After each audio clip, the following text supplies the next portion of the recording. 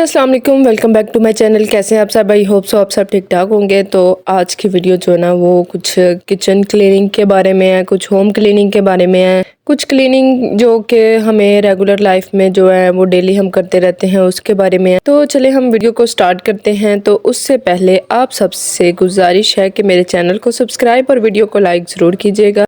तो असल में ये है कि ये ना मेरा किचन का जो एक कैबिनेट है वो है, तो वो ये बहुत ज़्यादा जो है ना वो गंदा हुआ था। जैसे मतलब ये सौदा वगैरह लेके आते हैं, तो यहाँ पे ये किचन की जो कैबिनेट है ये आपको पता है ऐसे ही जब भी कोई चीज़ उठा के वैसे ही वो अंदर रख देते हैं। तो जब ढूंढने लगते थे तो इसमें बहुत ज़्यादा मसला पेश आता था। मतलब कोई चीज़ ढूंढने लगना तो यहाँ पे इतनी ज़्यादा जो है ना वो इधर उधर चीज़ें बिखरी पड़ी हुई।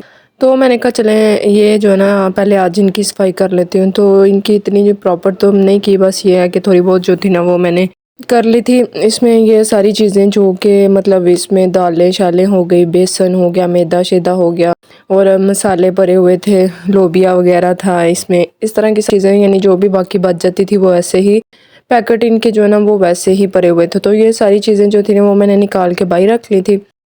और ये मेरे पास एक डिब्बा पड़ा हुआ था, जूतियों वाला जो डिब्बा था ये खाली था, साफ़ था बिल्कुल। तो मैंने सारी जो जितनी भी बाकी बची हुई दालें थी इनको गिरा लगाई। और अगर आप गिरा ना लें, अगर आपके पास रबर बैंड हो, तो मेरे पास एक्चुअली वो नहीं थी, इस वजह से मैंने गिरा लगा दी। रबर बैंड हो तो वो ज़्यादा ईजी रह जाता है उनको खोलना और फिर वापस उनके ऊपर चढ़ा देना। जो दालें वगैरह थी और मसाले वगैरह थे वो सारे मैंने एक जो है ना वो डिब्बे के अंदर कर दिए। तो बाकी ये मेरे पास जो छोटा डिब्बा था एक मैंने ये ले लिया। और इस जितनी भी ये खीर वगैरह हो गई, बच्चों के खाने के लिए ओट्स थे, तो ये सारे जो है ना, उसके बाद सेवइयाँ कस्टर्ड वगैरह वो सारे जो ना थे ना वो मैंने एक डिब्बे में इस तरह से फोल्ड रख दिए थे। तो इनको आप ये किया करें कि यूज़ करने के बाद या तो इनके ऊपर रबर बैंड चढ़ा दिया करें, या फिर आप इनको कोई उसकी मदद से मतलब अगर आपके पास कोई स्टेपलर वगैरह है तो उससे पिन अप करके रख ले, क्योंकि इस तरह ये होता है कि इनके ख़राब होने का डर नहीं होता। लेकिन मेरी तो ये है कि मैंने डेली बेसिस पे ये सारी चीज़ें यूज़ करनी होती हैं, इस वजह से। उसके बाद ये मेरे पास एक बॉक्स था, इसके अंदर जो थे यानी फूड कलर वगैरह थे। उसके बाद ये इस गोल और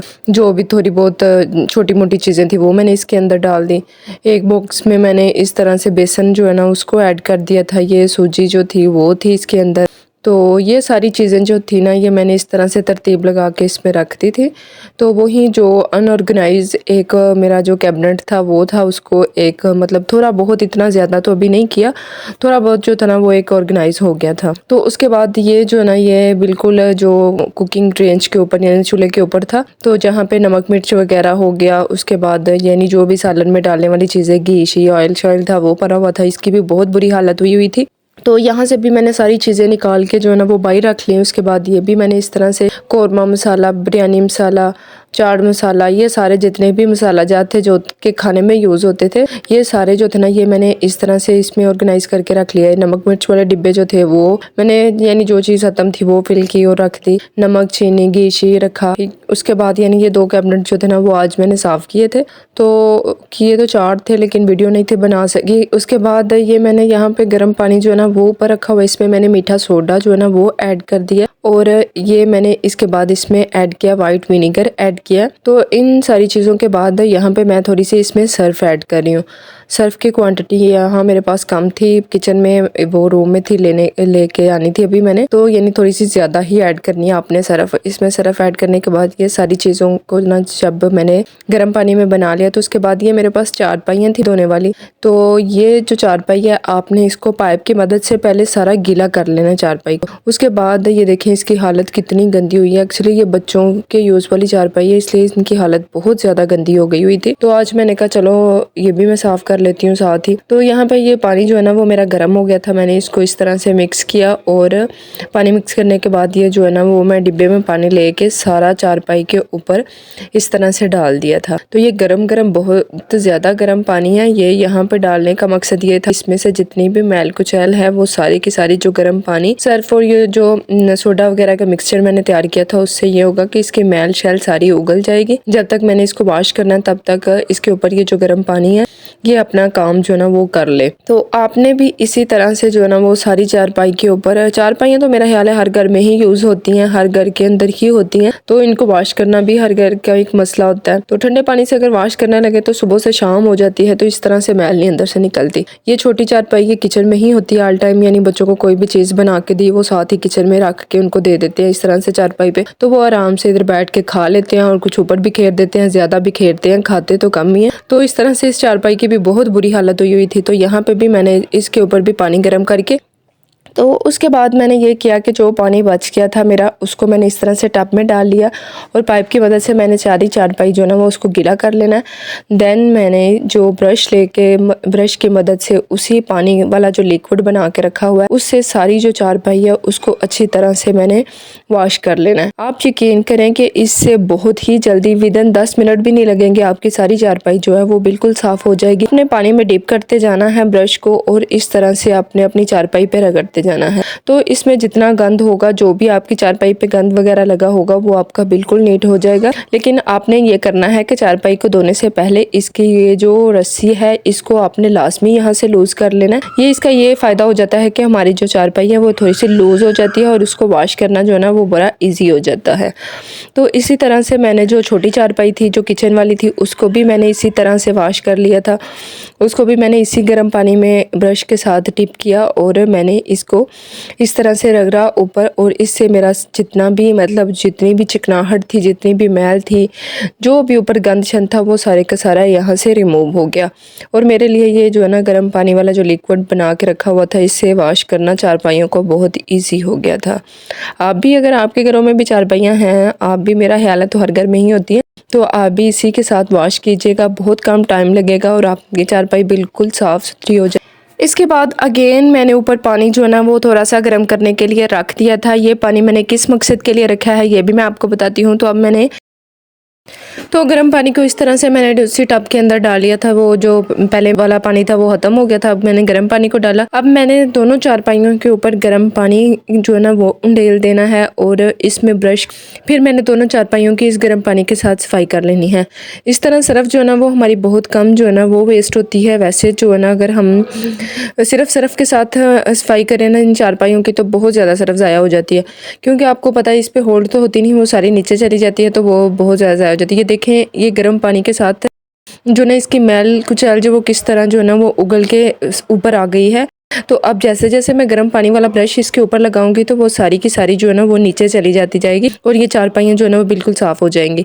तो इसके बाद जो है ना वो मैंने पाइप लगा लिया, तो इसको मैंने इस तरह से खड़ा किया और साथ साथ आपने पाइप वाला पानी लगाते जाना है और साथ साथ जो है ना अपने ब्रश लगाते जाना है। सर्फ जो है ना वो तो ऑलरेडी हमारे गर्म पानी के साथ निकल गई है। अब बाकी की जो मैल कुचैल होगी वो भी हमारी इस पानी के साथ बिल्कुल साफ़ हो जाएगी। इस तरह से आपने अपनी दोनों चारपाइयों को खड़ा कर, तो इनकी फ्रंट और बैक जो है ना वो दोनों साइडों को आपने अच्छी तरह से साफ़ कर लेना। तो हमारी चारपाई जो है ना वो बहुत अच्छी तरह से साफ़ हो जाएगी। ये जो है ना वो बहुत कम टाइम में ही। इसके बाद उनको मैंने हवा में जो है ना ऊपर धूप में रख दिया था। उसके बाद जो मेरा पानी किया था जो है ना वो बाद में मैंने ये किया कि वही जो पानी मैंने गर्म किया था उसको ही मैंने उतनी देर में मैंने कहा ये साथ रोटी वाले पोने जो है ना वो भी वॉश होने वाले हैं। तो इसके बाद यह है कि आपने ये जो पानी गर्म किया हुआ है इसकी मदद से ये जो है आपने एक टब में पानी डाल लेना है और इसके अंदर सर्फ जो है वो थोड़ी सी डाल देनी है। तो ये देखें ये इसमें से सारी जितनी भी मैल थी वो सारी जो है ना गर्म पानी की वजह से निकल गई और ये बिल्कुल साफ़ हो गए हैं।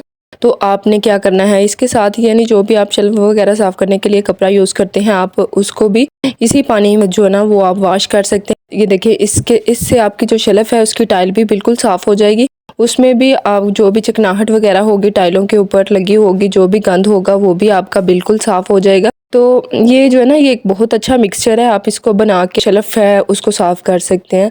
तो यहाँ पे ये जो मेरा अपना जो ये ना ये मेरा ऊपर वाला किचन है जिसकी जो टाइल है वो हमने ये ऐसे ही ऊपर रखी हुई है, ये फिक्स नहीं है। तो ये नीचे वाले जो किचन है हमारा ये हमने ऐसे बच्चों के लिए रखा हुआ है कि बच्चों को कुछ चीज़ बना के देनी वगैरह हो। नीचे वाला जो है वो मेहमानों के यूज़ के लिए। आपको पता है जो किचन बच्चों के यूज़ में उसका कोई हाल नहीं रहता। ये यहाँ पे ना मैंने शीट जो ना वो डाली हुई है क्योंकि यहाँ पे रोटियाँ वगैरह बनाते हैं इस वजह से। तो वो फिर ये होता है कि जो आटा होता है वो नीचे जो सुराख है टाइलों की उसमें फंस जाता है, तो इसलिए ये जो है ना ये शेड मैंने सिर्फ आटे के लिए जो है ना यहाँ पे डाली हुई है। तो इसको भी मैंने इसी कपड़े की मदद साफ कर लिया, तो ये बहुत अच्छी तरह से साफ हो गया था। यानी जो सरफ वाला पानी मैंने बनाया था वही मैंने सारे फर्श के ऊपर जो है ना वो लिक्विड जो मैंने बना के रखा था मीठे सोडे वाला, वही मैंने सारे फर्श के ऊपर लगाया और जो है ना वो मैंने सारे फर्श की सफाई करी और देखे किस तरह से फर्श जो है ना वो चमक रहा था।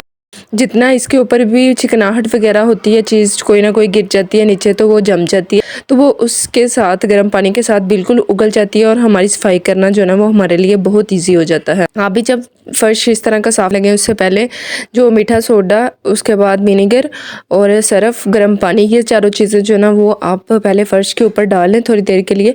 तो उसके बाद आप झाड़ू की मदद से सफाई कर लें। देन आप इस तरह से वाइपर लगाएं तो फ़र्श बिल्कुल साफ़ हो जाता है, ज़रा भी चिकनाहट नहीं रहती। क्योंकि अगर जस्ट सादे पानी के साथ साफ़ करें फिर भी कोई ना कोई कहीं ना कहीं कोई ऑयल वगैरह गिरा हो या कोई इस तरह की चीज़ गिरी हो जिसकी चिकनाहट होती है, तो वो साफ़ गर्म पानी से बहुत जल्दी जो है ना वो फ़र्श साफ़ हो जाता है। तो यहाँ पे आप चेक करें कि ये बिल्कुल साफ़ हो गया है। ये मैं ऊपर वाले पोर्शन की सफाई कर रही थी अपने की, तो ये बिल्कुल जो है नीचे वाले पोर्शन की कल हो गई थी, तो ये मैंने कहा जो है ना इसकी कर ले। उसके बाद चारपाइयाँ जो है ना वो भी मैं धूप से नीचे ले आई थी, ये भी बिल्कुल साफ़ हो गई थी। इसके बाद जो ना वो मैं रूम में आई तो मुझे ये कंघे नज़र आए, ये भी बहुत गंदे हुए थे। तो इनकी सफाई के लिए आपने क्या करना है, ये भी बहुत जल्दी और बहुत इजी साफ़ हो जाते हैं। जस्ट मैंने ये टब लिया, इसमें थोड़ी सी सरफ मैंने ऐड की है, तो अब मैं इसमें पानी ऐड कर दूँगी थोड़ा सा। तो आपने क्या करना है कि इस तरह से जो है ना ये इसके कंघे के दंदाने हैं उसके अंदर इस तरह से आपने लगाना है। अभी मेरे एक हाथ में मोबाइल है, इस वजह से मैं लगा के नहीं बता सकती, लेकिन आपको समझ आ गई होगी। तो इस तरह इसके बाद सादे पानी के साथ आपने इसको वॉश कर लेना है। हमारे कंघे बिल्कुल साफ़ सुथरे हो गए हैं। आई होप सो आप लोगों को मेरी ये वीडियो अच्छी लगी होगी। वीडियो अच्छी लगी हो तो लाइक और सब्सक्राइब करना मत भूलिएगा। इंशाल्लाह मिलते हैं अगली वीडियो के साथ। टेक केयर, अल्लाह हाफिज़।